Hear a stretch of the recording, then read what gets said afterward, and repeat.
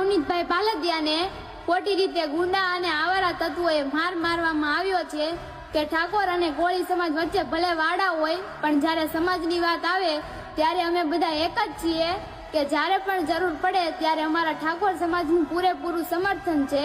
જય વેલનાથ, જય માંદાતા। અરે મારા વાલા ભાઈઓ ને બહેનો, તમને આગળ આ દીકરીનો વિડીયો બતાવું।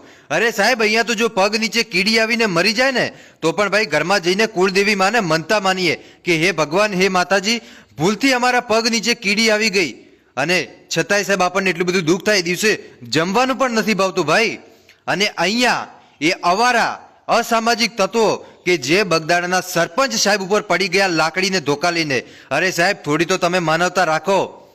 અરે ભાઈ, બધું અહીંયા જ પડ્યું રહેવાનું છે, અને તમને જો એટલો બધો ડોન બનવાનો વિચાર આવતો હોય ને સાહેબ, તો આજે એટલા માટે જ તમે જેલની અંદર છો।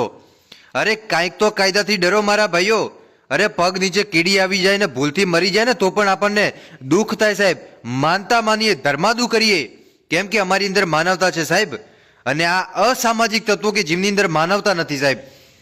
અરે એક સેવક હોય, સેવકનું કામ કરતા હોય, અને એમને કોઈ વ્યક્તિને સાચા માર્ગે દોરવાનું કામ કર્યું હોય, તો શું તમે એમને મારવાનું કામ કરશો?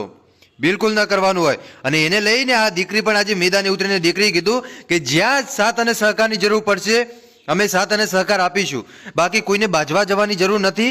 કાયદો કાયદાની રીતે કામ કરે છે। જેટલા પણ આરોપીઓ હતા એ આરોપીને પકડી નાખી એને કોર્ટની સમક્ષ લઈ જવામાં આવે છે જજ સાહેબની સામે, અને એમાંથી અમુકના રિમાન્ડ મંજૂર કરે ને બાકીના લોકોને જેલના હવાલે કરી નાખવામાં આવ્યા। પરંતુ જે મોટું નામ છે એ ક્યારે ખુલશે અને કોણ હશે કે નહીં હોય એ તો સાહેબ આગળના સમયની અંદર આપણને ખબર પડશે। તો કોઈની ઉપર ખોટો આક્ષેપ પણ ન કરાય, એ વાત સાચી, પણ જે ફોન કરીને લોકેશન માંગ્યું એ વાત મિત્રો બધાના ગળે ઉતરી ગઈ કે એ વાતથી જ કદાચ આવું થયું હોય। હવે એને લઈને તમે શું કહેશો કમેન્ટ કરીને જરૂર બતાવજો। બાકી આપણે કોઈનું મન દુઃખ થાય એવું કામ કરતા નથી, પણ ખરેખર નવનીતભાઈને ન્યાય મળવો જોઈએ, કેમ કે સાહેબ આ સેવકનું કામ કરતા હતા ને આજે એ રડી રહ્યા છે સાહેબ। આજે દુઃખ થાય અમને આ બોલતા પણ। બસ આજ માટે આપણે આટલું જ રાખીએ।